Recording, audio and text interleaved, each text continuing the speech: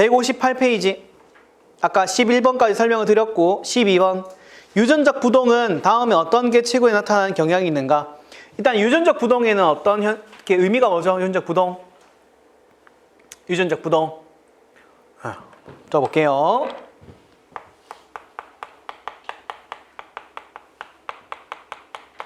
이건 다들 아시다시피 부동은 뜻이 뭐예요? 움직이지 않는다가 아니에요. 네, 맞아요. 뜰부 움직일 동이에요. 이게 어떤 느낌이냐면 망망대해에 판자 하나가 탁 떠 있는 거예요. 탁 느낌 와요? 그럼 얘는 앞으로 어디를 갈까요? 몰라요. 정답. 이거예요. 모른다예요. 괜찮죠? 모른다예요. 이걸 우리가 좀 고급스럽게 뭐라고 표현했냐면 우연히라는 단어를 넣어놨어요. 이렇게. 괜찮죠? 오케이. 유전적 부동이라는 개념은 우연히 뭔가 발생해서 유전자의 변화가 발생하는 걸 얘기하는, 개체군의 변화를 발생하는 걸 의미하는 거구나. 그 대표적인 예시 두 가지가 뭐뭐 있죠? 병목 현상과 그다음에 창시자 효과. 이 정도까지만 할게요. 넘어갑시다. 그랬을 때 이러한 우연한 발생이 일어나려면 집단의 크기가 커야 돼요? 작아야 돼요? 네, 작아야 돼요. 작을수록 잘 일어나요. 이해되죠? 그러니까 크다는 얘기는 수가 많다는 얘기고, 수가 굉장히 많으면 뭐 조금 변해도 뭐 별 차이 없죠. 그런데 수가 너무 적으면 예를 들어 이런 거죠. 예를 든 거예요.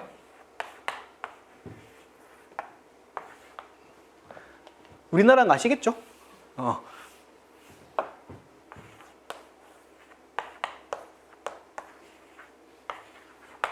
괜찮죠? 여기 보면은 이상해요? 그림 이상한가? 아무튼 우리나라에 보면 혹시 보셨나요? 그 시스 A형? 그게 뭐냐면 이런 거예요. AB형인 사람하고 O형인 사람이 결혼하면 뭐 나와요? 일반적으로 A형 아니면 B형이죠. 근데 AB형이 나타나는 경우가 있어요. 그럼 난리가 나죠. 근데 이게 어떤 거냐면 염색체상에 원래 정상대로라면 A가 있고 뭐 B가 이렇게 있어야 정상이잖아요. 근데 얘가 AB가 한쪽에 있고 여기 O가 있어요. 그런 경우가 있어요. 이걸 시스 AB형이라고 하는데, 이 시스 AB형이 나타나는 사람이 있는데 그게 어딨냐면 여기 일대하고 여기 일대만 있대요. 전 세계 여기밖에 없대요. 전라도 이쪽 지방하고 일본의 여기 위쪽 지방만 있대요. 시스 A병 이거밖에 없대요. 그러면 느낌 오세요?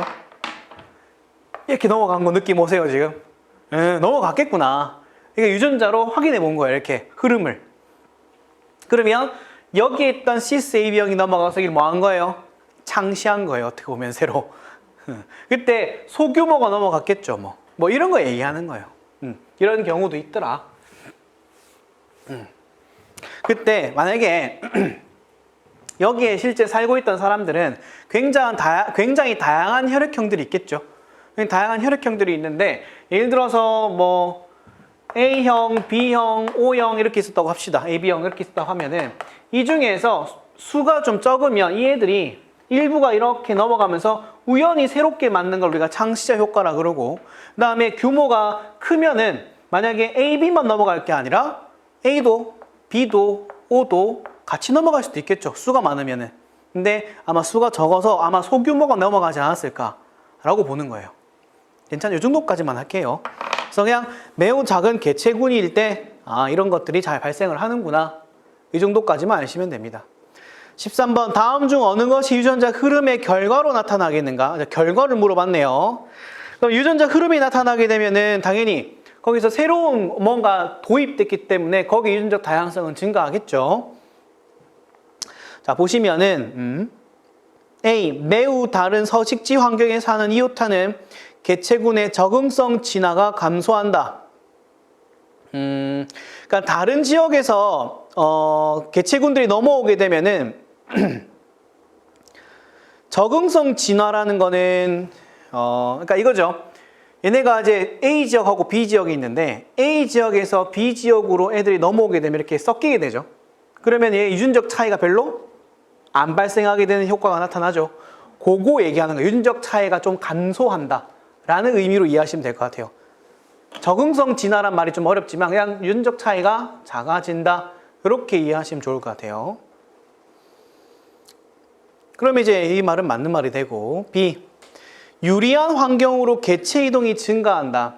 이거는 유전자 흐름이라고 말하기는 그냥 그 결과로 말하기는 그렇고 그냥 우연히 이런 식으로 건너갈 수도 있고 아니면은 진짜 특정 개체군들이 환경이 좋아가지고 이동할 수도 있고 그거는 뭐 결과라고 말하기보다는 뭐 원인이나 뭐 과정에 대한 이야기겠죠. C번. 개체군 사이의 대립유전자 빈도가 감소한다. 개체군 사이에서라고 했으니까 다른 개체군에서 다른 개체군으로 이렇게 유전자가 흘러 지나온다는 얘기죠. 그럼 흘러 들어오거나 이렇게 되면은 빈도가 변화하겠죠. 그러니까 이게 제가 개인적으로는 개체군 사이의 대립유전자 빈도의 변화가 발생한다라고 하면 좀 더 정확했을 것 같아요. 근데 감소할 수도 있고 사실 증가할 수도 있어요. 그건 사실 몰라요. 그래서 개인적으로는 C가 그냥 대립유전자 빈도가 변화한다 정도로 이해하시면 좋을 것 같아요. 변화한다. 그래서 정답은 AC. 그 다음 14번. 미시간에 있는 한 섬에 서식하는 밍크의 한 개체군의 유전적 분석으로 한 대립유전자가 고정된 매우 이상한 수의 유전자 자리를 발견한다. 이 유전적 동질성을 가장 잘 설명하는 것은 무엇인가? 밍크가 뭔지 알죠? 족제비. 그러면 이제 여기 문제에 따르면 유전적 분석으로 한 대립유전자가 고정됐대요. 그러니까 변화가 뭔가 일어나야 되는데 한 특정한 개체군의 뭐 대립유전자 변화가 딱 정해져 가지고는 계속 유지되고 있었다는 얘기겠네요. 이 말 이해되죠? 이거 왜 이렇게 일어날까요? 왜 이렇게 일어날까요? 네. 몰라요. 그럼 뭐예요? 유전적 부동. 어떻게 알아 이걸? 그죠? 걔네들이 뭐 알고 한 거 아닐 거 아니에요. 그래서 B번. 매우 적은 수의 밍크가 이 섬에 하였으며 이러한 창시자 효과와 이어지는 유전적 부동, 이걸로 뭔가 변화가 일어났겠구나. 그죠? 뭐 우리가 이건 사실 설명이 좀 불가능하죠. 그래서 아마 제 생각인데 학자들이 연구를 하다가 도저히 설명 안 되는 걸 이렇게 한 것 같아요. 우연히. 다음 15번. 다음 중 개체군의 특정 유전자 자리에서 둘 이상의 대립유전자를 유지하는 경향이 있는 것이 아닌 것. 말이 어려운데 유전자 자리에 둘 이상의 대립유전자 유지하는 경향이 있는 것이니까 잡종 경향이 아닌 것 찾으라는 거예요. 잡종 경향이 아닌 거. 그러니까 제 생각인데 이건 동형접합을 찾으라는 문제인 것 같아요. 동형접합자나 이런 것들을 한번 찾아봐라. 일단은 거기 보면 이형 접합성 이득이라고 해서 C번 보실까요? 이형 접합성 이득. 이형 접합자가 이득을 본다는 얘기니까 이건 우리가 다른 말로 고쳤으면 잡종 강세라는 말 이해되세요? 잡종 강세의 대표적인 예가 뭐라 그랬죠? 네, 남모양 적혈구 빈혈증, 말라리아 때문에 죽는 거 얘기하는 거죠.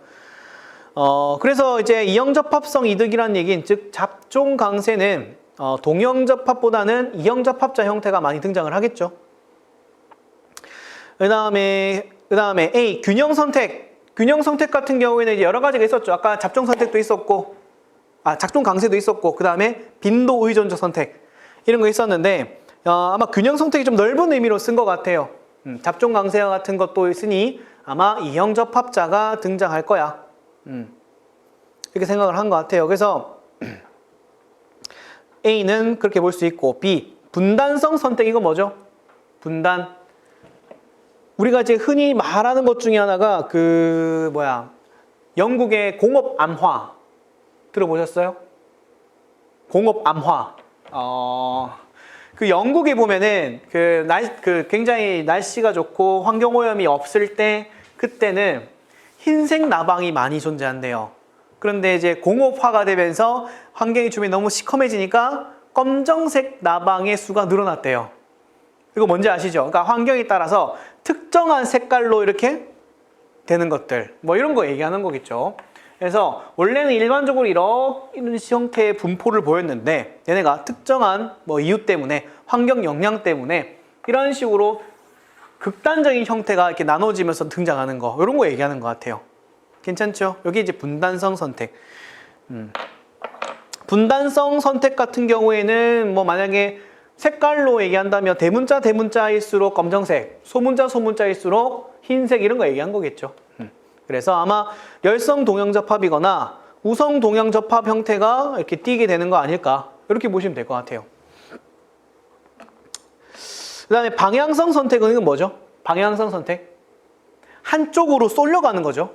그러니까 이렇게 한쪽으로만 쏠려가는 거, 또는 한쪽으로만 이렇게 쏠려가는 거, 요걸 우리가 방향성 선택이라고 하죠. 그래서 뭐 대문자 A거나 뭐 소문자 A거나 형태로 이렇게 쏠려가는 형태 얘기하는 거다. 그 다음에 이 빈도 의존성 선택, 요거 아까 제가 설명드렸죠. 왔다 갔다 하는 거 얘기한 건데, 근데 제가 15번 문제가 조금 문제가 좀 애매해서 그냥 제가 A, B, C, D, E에 대한 설명만 좀 드렸어요. 답은 굳이 뭐 안 찾으셔도 상관없어요, 이거는. 그래서 16번 넘어갈게요. 성적 선택. 성적 선택은 우리가 조금 유명하죠. 성적 선택.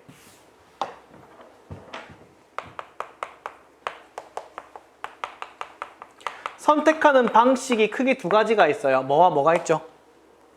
선택하는 방식. 성을 선택한, 상대 이성을 선택하는 방식. 이거는 이제 사람한테 둘 다 있는 것 같은데, 혹시 그거 아세요?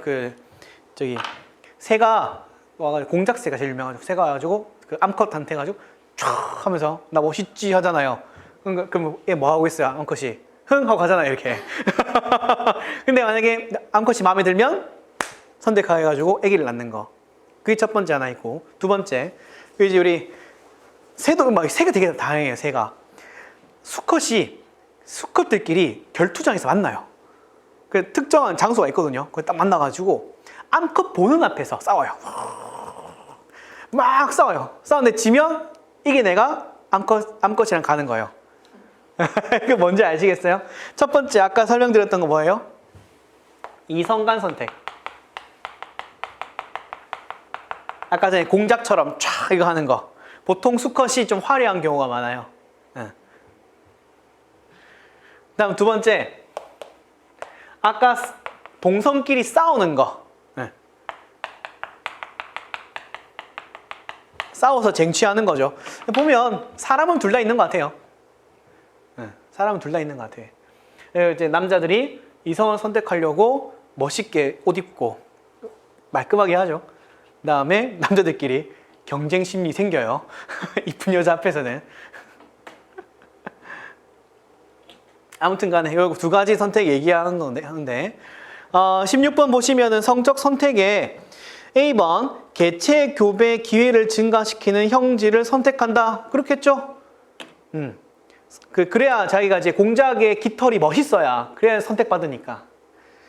그 다음에 B, 개체 크기를 증가시킨다.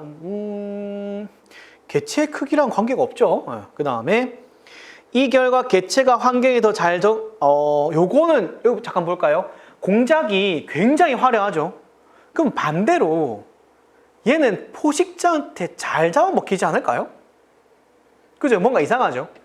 네, 실제로 그래요. 실제로 연구를 해봤더니 공작이 화려하고 눈에 잘 띌수록 잘 잡아먹혀요. 근데 왜 그렇게 변했을까요? 그럼에도 불구하고 왜 화려한 형태로 변했을까요? 진화가 일어났을까요? 그게 아기를 낳는데 더 이득이고 자기의 유전 정보를 남기는 게 더 이득이래요. 그러니까 자기가 잡아먹히는 상관없다 이거예요. 자기는 잡아먹히더라도 내 유전 정보는 보존되는 거예요. 그게 더 중요한 거예요. 그렇대요. 네. 우리 그런 거 보잖아요. 바닷물에 떠내려가요. 자기의 아버지하고 아들이 떠내려가고 있어요. 누구 구할래? 라고 물어봐요. 누구 구할래요? 아버지랑 아들 둘 중 하나만 구할 수 있대요. 누구 구할래요? 아들을 구하는 게 생물학적으로 옳은 선택이에요. 생물학적 선택이에요. 뭔 말인지 알죠? 그래야 내 자손이 내 정보를 갖고 있을 거고, 걔가 앞으로 다음 자손을 낳을 확률이 높잖아요. 아버지보다. 뭔 말인지 이해되죠? 그렇대요. 생물학적 선택. 그 다음 넘어가서 D번. 더 많은 자손을 생산한다. 이제 그것도 맞는 말이긴 한데, 자손 생산하는 거, 많이 생산하는 거랑 선택받는 거랑은 조금 다른 개념이죠. 선택받으면, 물론 선택을 받으면 많이 낳을 수는 있겠지만, 많이 낳는 거에 관련돼서는 아니다. 그 다음에 이 생식력을 증가시키는 형질을 선택한다. 그죠? 생식력을 증가시키는데 대신에 생식력 대신 뭘 잃어버린다고요? 생존력을 잃어버려요. 여기 좀 특이하죠. 그래서 성적 선택 중에, 그러니까 A는 확실하게 맞는 말인데 B, C, D가 조금 애매해가지고 아마 가장 옳은 것으로 아마 선택을 하라고 했던 것 같아요. 그래서 방금 얘기 드렸던 성적 이 선택 관련된 성적 이형성, 요거를 두 가지 좀 기억을 해주세요. 17번. 점점 더 건조해지는 지역에서 한 식물 개체군이 발견되었다. 잎의 평균 표면적은 세대에 따라 감소하였다. 이것은 무슨 예인가? 평균 표면적이 세대에 따라 감소했대요. 점점 더 건조해지는 지역에서 한 식물 개체군, 그러니까 건조해지고 있다는 얘기니까 얘가 지금 현재 수분을 잘 빼앗기는 거예요? 잘 안 빼앗기는 거예요? 잘 빼앗기는 거겠죠. 수분이 잘 빼앗기니까 당연히 평균 표면적은 세대에 따라 감소하는 거겠네요. 그죠? 그럼 얘는 방향성 선택이에요? 분단성 선택이에요? 방향성이고 이해되시죠? 오케이. 안정화 선택은 뭐죠? 안정화 선택? 안정화 선택은 가운데가 확 증가하는 거죠. 대표적인 예로 보통 아기 많이 얘기하죠. 아기. 아기가 태어날 때 몇 킬로쯤 나오죠? 한 1kg 좀 나오나요? 3kg? 2kg? 사람마다 좀 다르던데 보통 평균이 얼마죠? 3kg로 합시다. 그럼 예를 들어 3kg를 가정하면은 아기를 낳을 때 만약에 5kg로 나왔어요.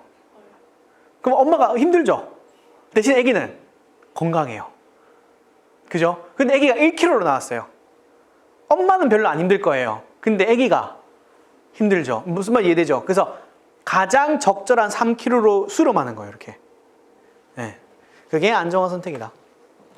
159페이지 18번. 치사열성 대립유전자가 동형인 생쥐는 태어난 직후 죽는다. 이게 뭐죠? 치사유전이죠. 한 생쥐 집단에서 태어난 생쥐의 5%가 이 형질로 죽는다는 것을 발견하였다. 실험 기록을 보니까 지난 3년 동안 이 형질로 죽는 생쥐의 비율이 5%로 동일하였음을 발견하였다. 생쥐는 매우 많이 났네요.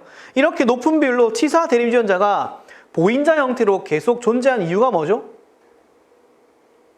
왜 이렇게 존재하죠? 치사로 죽더라도 우성 형질을 지니고 있는 애 속에 들어가 버리면 얘가 발현이 안 되잖아요. 그러니까 계속 유지가 가능해요. 무슨 말이 이해가 되죠? 그래서 이게 유지가 되면서 아마 뭐 여러 가지 이유가 있을 수 있겠는데 잡종 강세 형태를 띌 수도 있어요. 그건 환경에 따라 달라요. 말라리아가 창궐하는 지역에서는 잡종 강세가 나타나지만 만약에 말라리아가 없는 지역에서는 오히려 우성 동형 접합이 더 살기 유리하죠. 그러니까 상황에 따라 다른데 아마 이 문제에서 말하는 거는 이게 계속 지속되는 이유가 보인자 형태로 존재하면서 뭔가 이점이 있을 거야 라고 말하는 것 같아요. 이 말 이해되셨죠? 그래서 18번에 C 보시면은 어느 정도의 이형접합 장점과 동형 우성 형질을 제거하는 선택이 있다.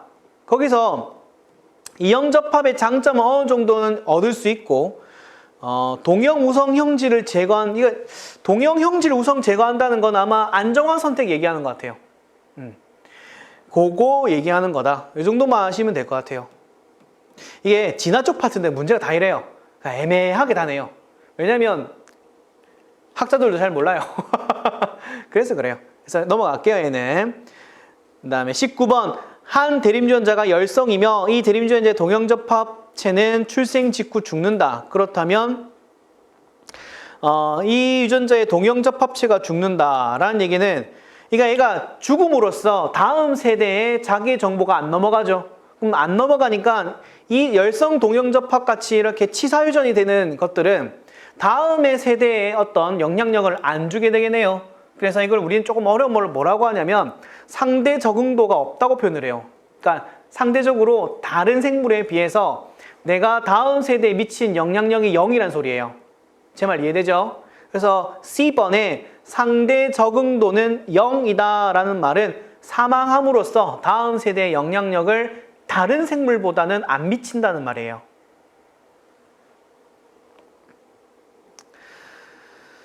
됐고, 그 다음에 D번 보시면은 이 대립유전자는 이형 접합일 때 제거되지 않기 때문에 이 개체군의 낮은 빈도로 유지될 것이다. 그러니까 이게 동형 접합체 같은 경우에는 아까 치사한다 그랬는데 이형 접합이 되었을 때는 제거가 안 되면서 계속적으로 남고, 그럼 다음 자손의 개체군에 계속 유지가 되겠네요. 그러니까 이제 D번은 그냥 있는 그대로 말을 한 것 같아요.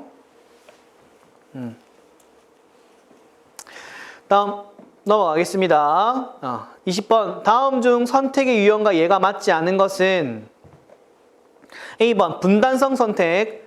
분단성은 말 그대로 갈라진다는 얘기니까 작은 부리새와 큰 부리새가 갈라지는 거 이해되시죠? 오케이, 어려운 거 없고. B 동성내 선택은 뭐 하는 거예요?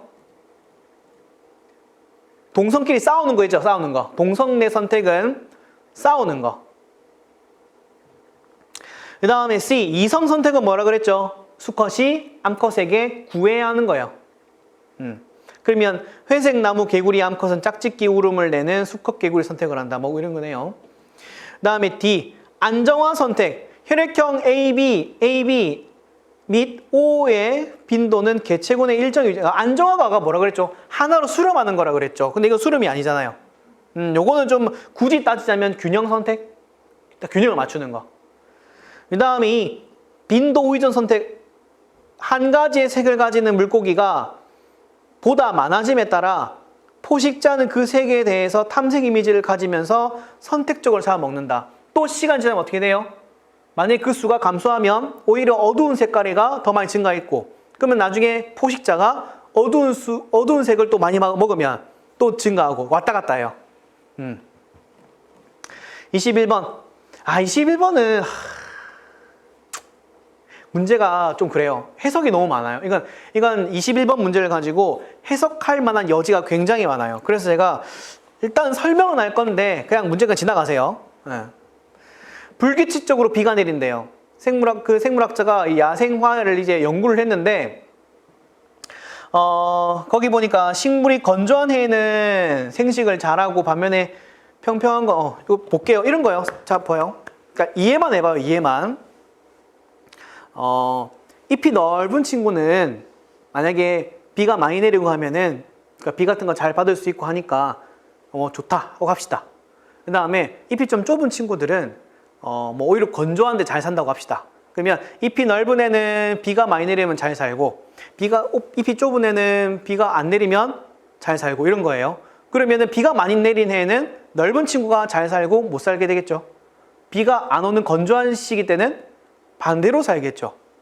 그럼 제가 지금 뭐 설명한 것 같아요? 맞죠? 빈도 의존적 같죠? 그죠? 근데 이게 재밌는 게, 이게 기후라는 건 어떻게 될지 몰라요.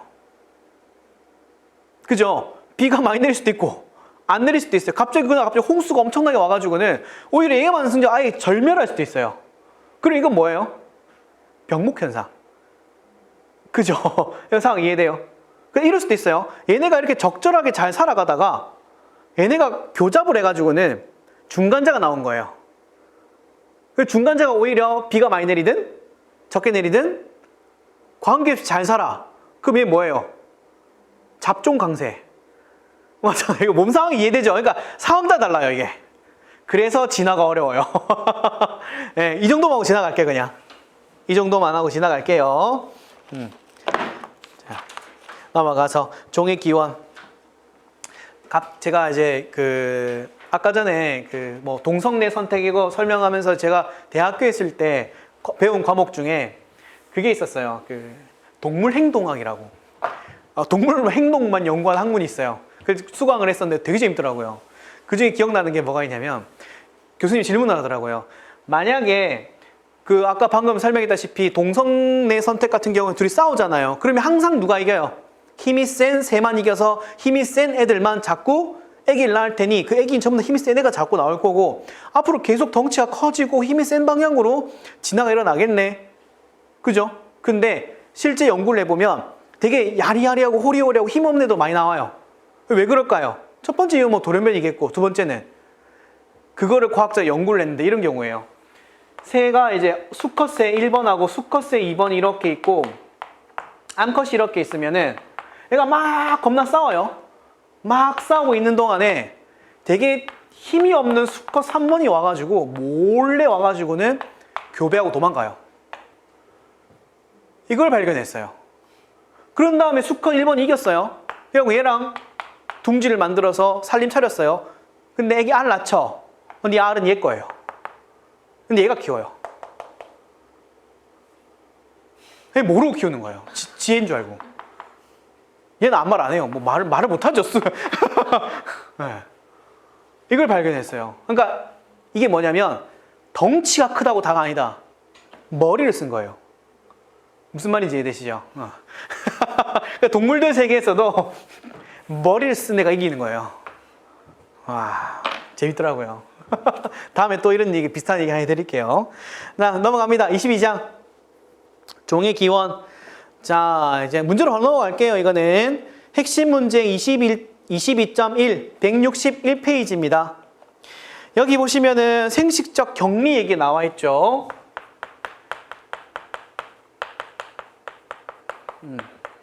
이거는 좀 기억을 해주셨으면 좋겠어요. 이거 시험 나왔어요.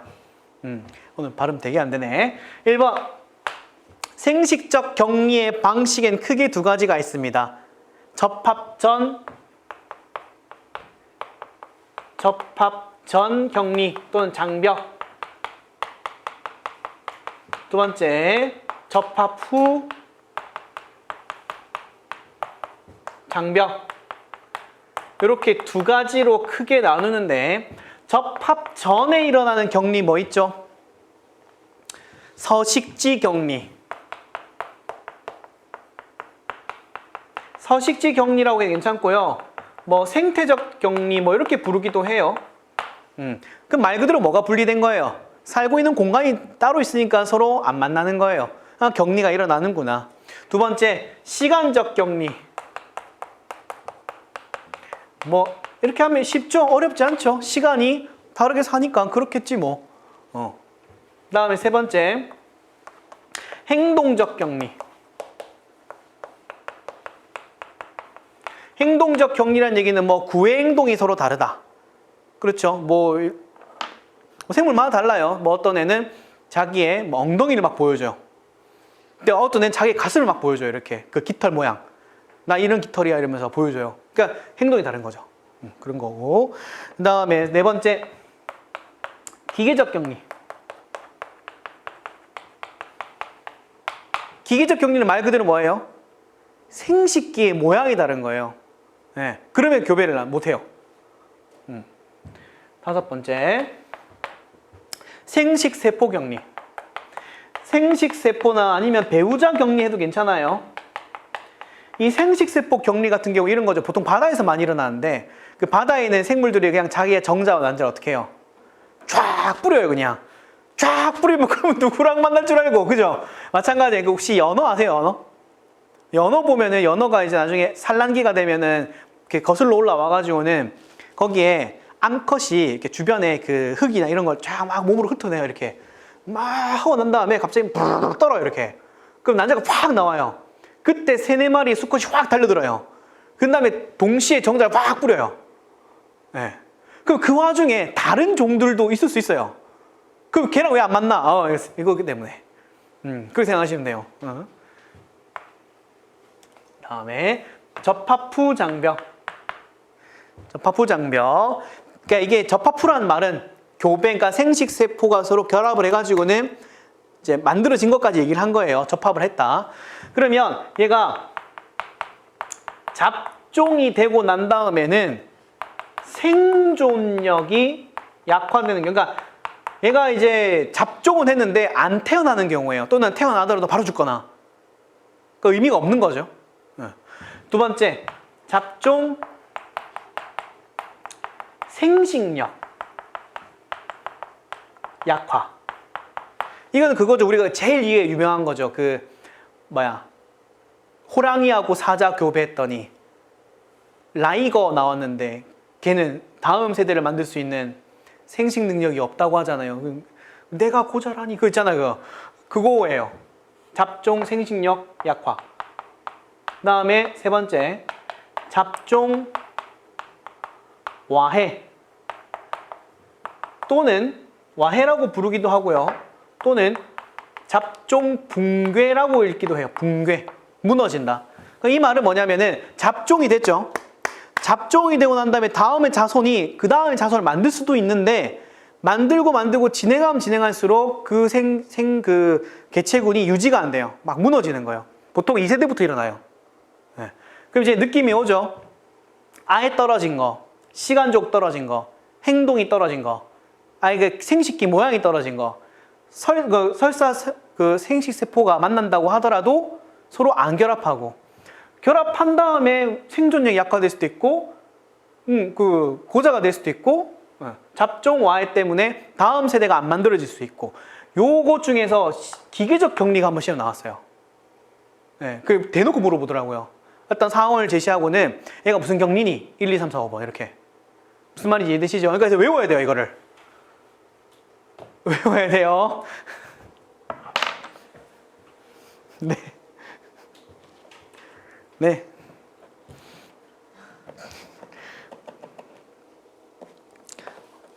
네, 드립 안 할게요. 넘어갈게요.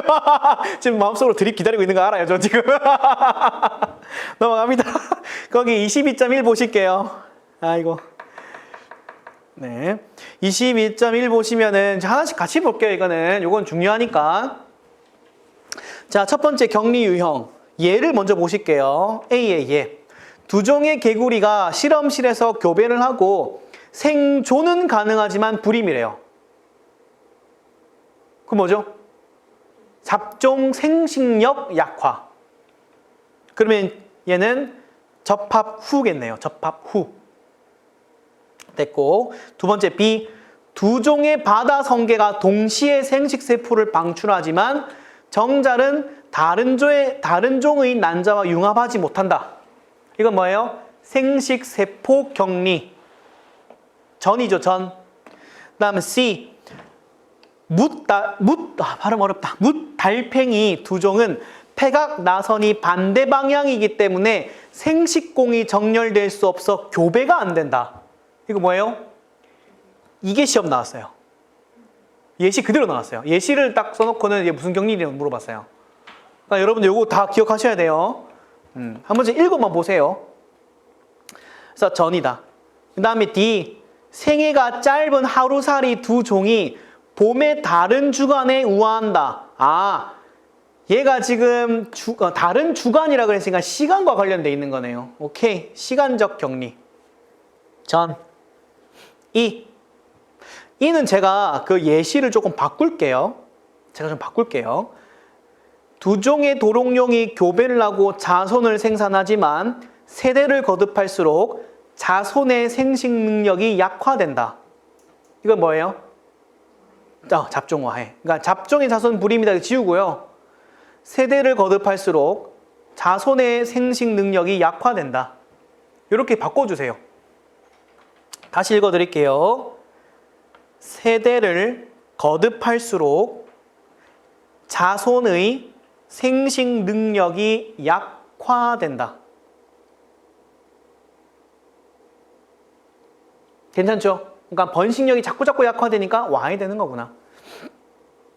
그 다음에 F.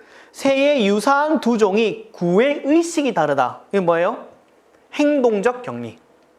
그 다음에 G. 실험실에서 사육되는 생쥐 두 종의 배아는 일반적으로 유산돼 버린다. 그러니까 태어나지도 않고 죽어버리는 거죠. 이거 뭐예요? 잡종 생존력 약화. 그다음 마지막 H. 천개구리는 삼림의 연못에서 번식하고 참개구리는 소택지에서 번식한다. 이거 뭐예요? 서식적 격리, 서식지 격리. 됐죠? 오케이. 요거는 꼭 외우셔야 돼요. 이건 시험에 나왔던 거니까. 앞으로도 나올 확률이 높습니다. 다음 핵심 문제 22.2 종의 개념. 요거 다 기억하시나요? 하나씩 봅시다. 우리가 현재 가장 일반적으로 사용하고 있는 종의 개념 뭐죠? 생물학적 종의 개념이죠. 얘는 뭘 강조하고 있어요? 교배했을 때 자손의 생식 능력이 있냐 없냐 그걸로 판단을 했었죠. 오케이, 생식적 어떤 뭐 격리가 있냐 없냐 이런 것들 생각해 볼 수 있겠네요. 일반적인 종의 개념이다.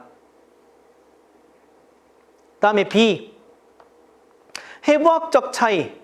그 다음에 가장 일반적으로 이용된다라고 돼 있는데 이게 우리가 그 린네하고 다윈 분께서 처음에 연구할 때 생긴 모습 가지고 분리했다 그랬죠. 이건 뭐예요?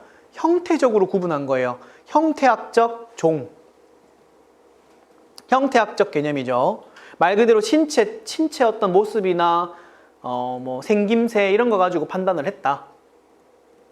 다음에 C, 특정 환경에 대한 특이한 배역. 그러니까 그냥 편하게 환경에 따라 나누는 거 뭐예요? 환경. 맞아, 생태적 종의 개념이에요. 그래서 옆에 하나 좀 추가로 쓸게요. 보통 생태적 종의 개념은 생태적 지위라는 개념을 토대로 설명을 합니다. 생태적 지위가 뭐죠? 생태적 지위. 적어볼게요. 나중에 생태계 가서 한번 더 할게요.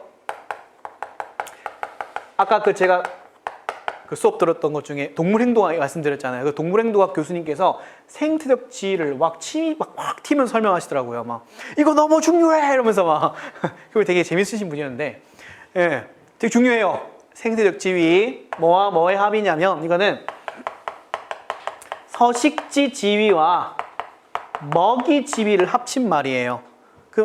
그러면 만약에 어떤 생물이 두 종이 있다. 이 두 종이 생태적 지위가 동일하다라고 하면은 뭐가 같다는 얘기? 같이 살고 있고 먹이도 똑같다는 얘기예요. 그러니까 이제 이해되시죠? 다시 생태적 지위가 같다는 말은 같이 살고 있고 먹이도 똑같다 이 말이에요.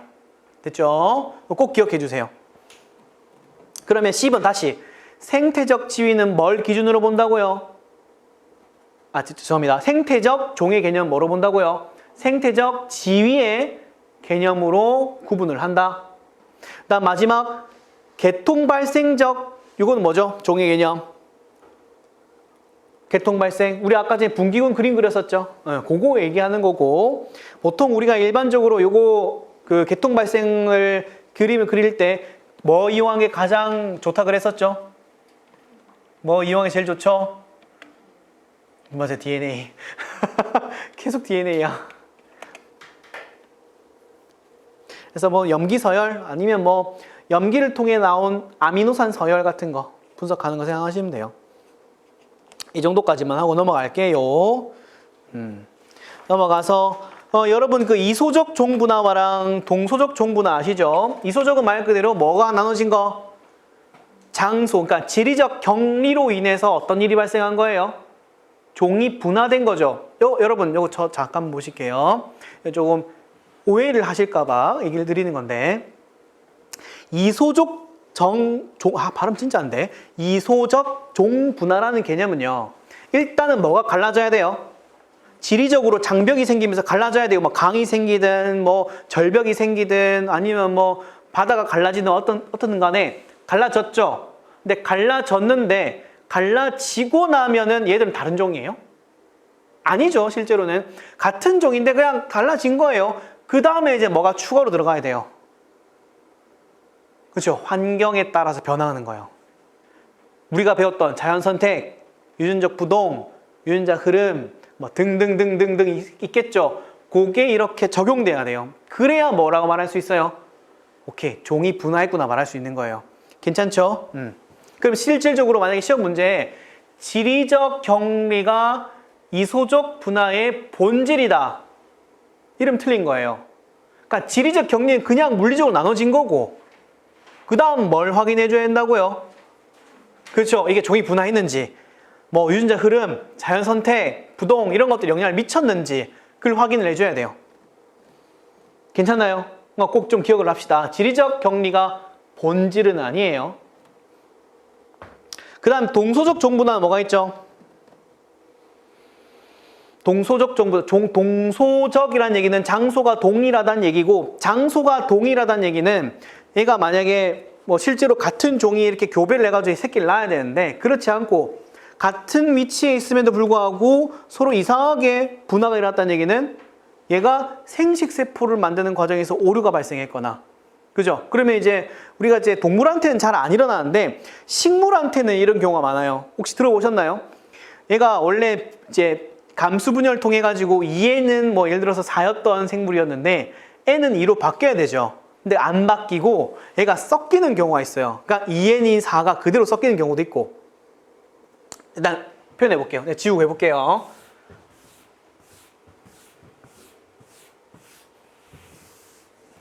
자,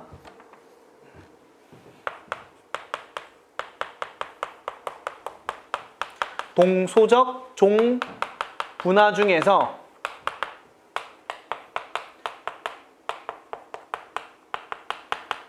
이거는 시험에 나올 만한 부분이라서 제가 말씀드리는 거예요. 자가 다 배수체라는 개념이 있고,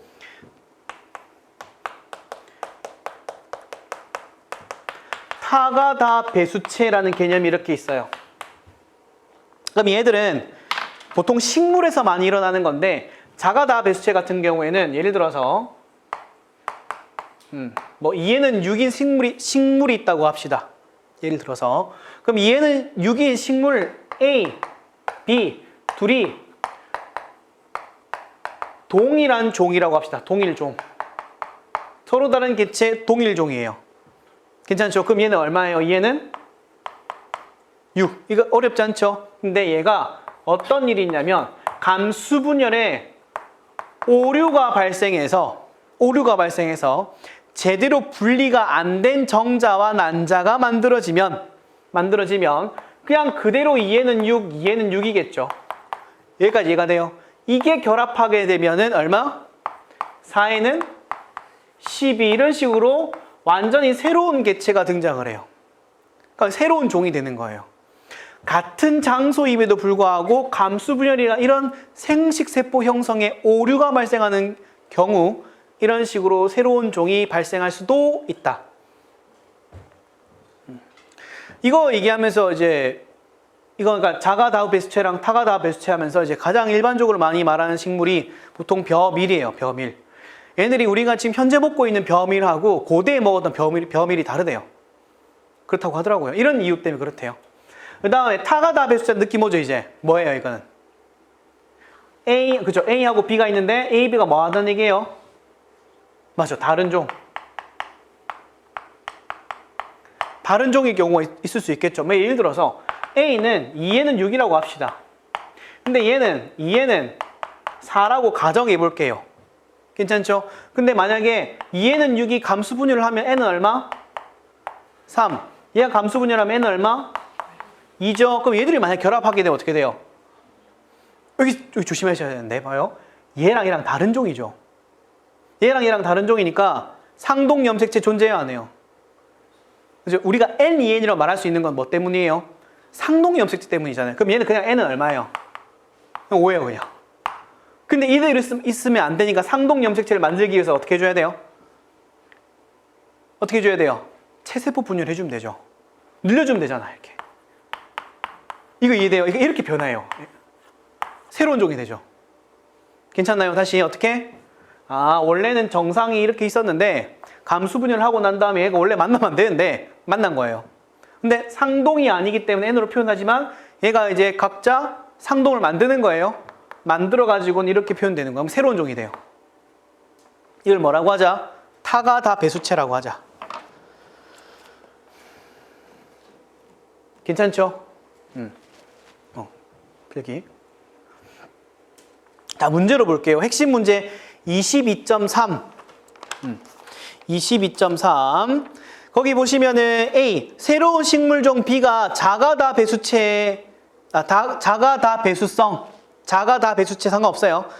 에 의해서 염색체 수가 2에는 10인 종 A에서 형성된다. 그러면 종 B는 염색체가 몇 개일까? 어떻게 되죠? 2에는 10이라 그랬죠. 그러면 여기서 세포 분열이 오류가 발생하면은 어떻게 돼요? 2에는 10이 그대로 가겠죠? 그러면 2에는 10인 오류가 발생해서 얘가 다시 결합하게 되면은 그렇죠? 4에는 20이 되겠네요. 괜찮죠? 그러니까 이게 생식세포가 형성되는 방식에 여러 종류가 있어요. 그러니까 체세포 분열을 해가지고는 4N을 만들어 놓고 감수 분열되는 경우도 있고, 그 다음에 만약에 생세포가 오류가 발생해서 그냥 그대로 가는 경우도 있고. 넘어가서 B, 종 A가 종 C와 잡종을 이루고 새로운 타가 접합체, 그러니까 타가 배수체죠. 타가 다 배수체가 된다면 어떻게 될까? A는 아까 얼마였죠? 2N은 10이죠. 그럼 2N은 10인 친구랑 C, 2N은 14인 친구가 각각 감수 분열하면 어떻게 돼요? N은 5, N은 7이죠. 결합하면 얼마? N은 12. 그러면 2N은 얼마? 24. 그럼 이해되세요, 지금? 오케이. 이렇게 문제 푸시면 돼요. 그러면 문제 바로 갑시다. 163페이지에 7번. 7번. 염색체 32개인 새로운 종의 식물이 발견되었다. 이 종은 3개의 유사한 종과 같은 서식지에 자란다. 종 A는 2에는 14, 칠판 적어볼게요. 2에는 14, 얘가 지금 A종. B종은 2에는 16, C종은 2에는 18이라고 돼 있죠. 그러면 32개짜리 만들어야 이 말이네요. 32개짜리. 그럼 32개짜리 어떻게 만들죠? 그죠? 2개 보는 거예요. 그럼 만약에 감수 분열하면 N은 7, N은 8, N은 9죠. 그러면 얘랑 얘랑 합이 얼마죠? N은 16, 얘는 느낌 오세요 지금? 아까 찾는 거예요 이거. 그러니까 제공을 해줘요. 아 30이다. 그랬을 때 A, B, C 있는데 이 중에 누가 결합하면은 이거 나오니 이거 물어보는 거예요. 그러니까 문제 이렇게 나올 것 같아요. 괜찮죠? 이렇게. 수학 문제죠. 무슨 말인지 알겠죠? 오케이. 그래서 정답은 지금 A와 C의 타가 다 배수체다 해서 D가 답인데 요거 찾는 법 이제 아시겠죠? 그 다음에 자, 넘어갈게요. 다시 돌아와서 핵심 문제 22.4에 보면은 이소종분화랑 동소종분화 나와 있죠. 이거 제가 설명드렸던 거니까 말씀 안 드리고 넘어갈게요. 핵심 문제 22.5. 잡종지대라고 아시죠? 잡종지대. 그러니까 A종이 있고 B종이 있는데 얘가 그 만약에 지리적으로 완전히 격리돼 있으면 상관이 없는데 지리적으로 서로 겹칠 수도 있어요. 그 지역을 우리가 뭐라고 해요? 잡종지대라 그래요. 잡종지대에서는 되게 많은 일이 있어요. 잡종이 일어나가지고는 새로운 종이 등장할 수도 있고 아니면 다시 융합될 수도 있고 아니면 유지가 될 수도 있어요. 그건 몰라요. 책 그림 봐요. 책 그림. A, 강화 보이세요? 강화. 첫 번째 A 그림이 더 멀어지잖아요. 지금 얘를 우리가 강화라 그래요. 강화. 잡종지대에서는 새로운 종으로 더 강화돼서 형성되는 경우도 있고 B처럼 다시 결합되는 경우도 있어요. 이걸 우리가 융합이라고 합니다. 융합. 다시 결합한다. 다음 C. 요거는 이제 한번 분할을 했는데 이게 더 벌어지거나 융합하지 않고 그냥 쭉 가는 경우도 있어요. 이를 우리가 안정이라고 합니다. 안정. 이거는 이제 그림으로 이해할 수 있으니까 그냥 이 정도는 기억을 하고 지나갈게요. 넘어가서 종의 기원에 보면 163페이지에 지식의 검증 1번 바로 갈게요. 다음 중 본질적인 생식적 격리 유형이 아니다. 즉 우리가 아까 전에 공부했던 것 중에서 이소족 종분화가 일어나면은 다른 이제 장소가 갈라지는 거죠. 근데 갈라지는 게 실제 의미라 그랬어요? 아니랬어요? 아니라 그랬죠. 그래서 우리가 1번에 보시면은 지리적 격리가 실질적으로 본질적 개념이 아니고 그로 인해 발생하는 유전자 부동, 유전적 부동 아니면 자연 선택 등등등이 영향을 미쳐야 한다. 이거 좀 기억을 좀 해주세요. 그 다음에 2번 어느 종의 개념이 처음으로 속과 종에 따라서 생물의 이름이 붙인 린네, 다윈 둘 다의 연구. 아까 제가 설명드렸죠. 이거는 린네하고 다윈 같은 경우에는 일단 보이는 그대로를 분류를 했다. 그래서 형태학적 종의 개념을 이용을 많이 했어요. 그 다음에 3번. 다음 중 어느 것에 대한 생물학적 종 개념이 가장 덜 적절한가? 여기 보시면은 지금 보면 생물학적 종은 우리가 알고 있죠. 둘이 교배했을 때 그죠? 생식 능력이 없는 애가 나와야 하죠. 근데 이거를 적용시킬 수 없는 애 물어보는 거예요. 적용시킬 수 없는 애. 그러면 뭐가 불가능해야 돼요? 유성생식이 안 되면 이거 개념 적용 안 되죠. 두 번째, 이미 절멸한, 이미 멸종한 생물 가지고 확인해 볼 수 있어요, 없어요? 불가능하죠. 그러면 정답은? 그죠? 거기 보면은 원핵 생물하고 화석은 불가능하겠죠. 원핵 생물은 얘는 이제 보통 무성생식을 많이 하고, 그 다음에 화석은 이미 죽었으니까 확인이 불가능하다. 그 다음에 4번. 우리 노새 만드는 이야기 아시죠? 노새 만들 때 거기에 말은 얘는 64고 당나귀는 얘는 61이에요. 그러면 얘네가 이제 만나서 형성될 때 말하고 당나귀는 되게 비슷해요. 그죠? 염색체도 되게 비슷하대요. 그래서 얘는 만약에 감수분열을 하게 되면은 말은 N은 32, 당나귀 N은 31이죠. 그 교배하면은 원래는 N은 64가 돼야 되는데 그건 이제 식물 이야기고 얘 같은 경우에는 당나귀하고 말하고 비슷하기 때문에 상동을 이루어요. 그래서 얘는 2N은 63이라 말할 수 있어요. 제 말 이해돼요? 다시 식물 같은 경우에는 아예 다른 종끼리 만날 때 상동이 아닌 것끼리 만나면은 얘네가 2N이라 말하기가 어려워요. 그런데 지금 말하고 당나귀 같은 경우에는 매우 유사하죠. 그래서 상동인 경우가 많아서 그냥 편하게 2N이라고 생각하시면 돼요.